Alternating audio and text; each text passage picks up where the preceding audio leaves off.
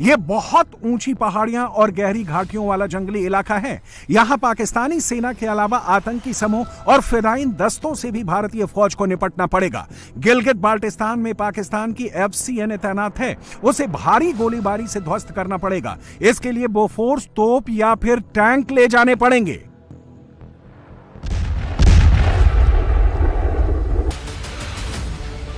POK से पाकिस्तान, चीन की ज्वाइंट फोर्स को मार भगाने के लिए भारत कौन से साधन इस्तेमाल कर सकता है?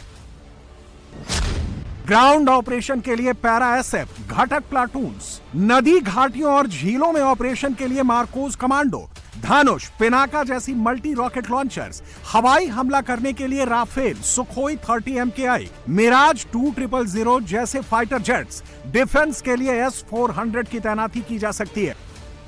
इसके अलावा POK में चीन पाकिस्तान की हर हरकत और गतिविधि का रियल टाइम डेटा देने के लिए भारतीय सैटेलाइट और ड्रोन की तैनाती की जा सकती है। भारतीय फौजें 1971 के युद्ध में भी इस इलाके में बढ़त बना चुकी हैं। तब भारत की 104 इन्फेंट्री ब्रिगेड ने तुतमार गली से लीपा और तंगधार के आसपास की ऊंची चोटियों पर कब्जा कर बढ़त बना ली थी।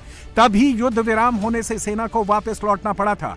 इस बार पाकिस्तान को भी पता है कि भारत आएगा तो पाकिस्तान को हमेशा के लिए POK से भागना पड़ेगा। अब सवाल उठता है कि कर्ज में डूबा पाकिस्तान क्या 1963 वाली हरकत फिर तो नहीं करेगा? 1963 में पाकिस्तान ने POK के गिलगित बाल्टिस्तान का बड़ा हिस्सा चीन को सौंप दिया था। वहां की शख्सगाम घाटी को पाकिस्तान को दे दिया था। यह इलाका 1900 वर्ग मील में फैला हुआ है। चीन 1962 में अक्साई चिन पर कब्जा जमाए बैठा है, जिसका इलाका 38,000 वर्ग किलोमीटर है। अक्साई चिन और गिलगित बाल्टिस्तान के पास ही दुनिया का सबसे ऊंचा युद्ध क्षेत्र सियाचिन स्थित है। भारत के विरोध के बावजूद चीन ने अक्साई चिन और शख्सगाम वैली को कराकोरम से रोड बनाकर जोड़ दिया है। 2009 में पाकिस्तान ने अवैध कब्जे वाले POK को 2 हिस्सों में बांट दिया था। एक हिस्सा गिलगित बाल्टिस्तान जिसकी राजधानी गिलगित है और दूसरा हिस्सा POK जिसकी राजधानी मुजफ्फराबाद है। पाकिस्तान ने गिलगित बाल्टिस्तान में ज्यादातर प्रोजेक्ट चीन को सौंप दिए हैं। अब पाकिस्तान ने गिलगित बाल्टिस्तान में एक नया माइनिंग बिल पास किया है। इस माइनिंग बिल में चीनी कंपनियों को गिलगित बाल्टिस्तान में माइनिंग का काम सौंप दिया गया है। इसके खिलाफ गिलगित बाल्टिस्तान में जबरदस्त विरोध प्रदर्शन हो रहे हैं। प्रदर्शनकारियों पर पाकिस्तानी फौज जुल्म ढा रही है। माइनिंग बिल के खिलाफ प्रोटेस्ट मार्च की कॉल देने वाले एहसान एडवोकेट, मसूद उर रहमान, शब्बीर मयार और इब्रार बागोरों को गिरफ्तार कर अज्ञात स्थान पर ले जाया गया है। अगर पाकिस्तान से बात होगी तो टेररिज्म पर ही होगी। प्रधानमंत्री मोदी के कड़े रुख के बाद पाकिस्तान को समझ में आ गया है कि न सिर्फ POK बल्कि गिलगित बाल्टिस्तान से भी उसे बोरिया बिस्तर उठाकर भागना पड़ेगा। इसलिए पाकिस्तान अब चीन के पैरों पर लौटने लगा है। भारत जिन इलाकों को विवादित मानता है, पाकिस्तान उसे चीन को सौंपकर अपनी जान छुड़ाने की कोशिश में जुटा है। पाकिस्तान इसके बदले में और एडवांस चीनी हथियार और कर्ज चाहता है। पिछले 5 साल में पाकिस्तान ने 81% हथियार चीन से खरीदे हैं। इनमें डिफेंस सिस्टम और मिसाइलें भी शामिल हैं।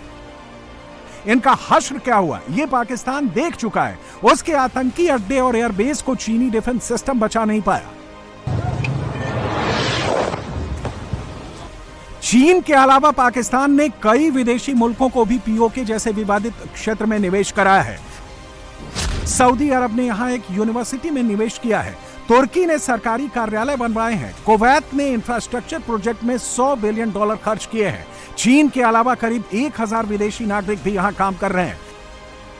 भारत का ट्रेलर देखकर पाकिस्तान इस कोशिश में है कि जो भी POK और गिलगित बाल्टिस्तान में मिल जाए उसे समेट कर वो निवेश करने वाले देशों को उनके हाल पर छोड़कर 9-2-11 हो जाए और जब भारत हमला करे तो ये देश उसकी मदद करे।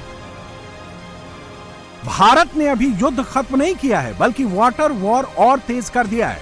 रॉयटर्स की रिपोर्ट के मुताबिक पहलगाम हमले के बाद भारत ने चेनाब, झेलम और सिंधु नदियों पर चल रहे प्रोजेक्ट के काम को और तेज कर दिया है। चिनाब नदी पर बने रणबीर डैम की लंबाई 120 किलोमीटर की जा रही है। इसके पूरा होने पर भारत झेलम का 150 क्यूसेक मीटर पानी मोड़ सकता है। अभी सिर्फ 40 क्यूसेक पानी ही भारत मोड़ पाता है। पाकिस्तान पर लगातार प्रहार जारी है। देखना है कब तक मौलाना मुनीर और शहबाज शरीफ चीन की गोद में बैठकर पाकिस्तानी आवाम को युद्ध जीतने की फर्जी कहानियां सुनाते रहेंगे।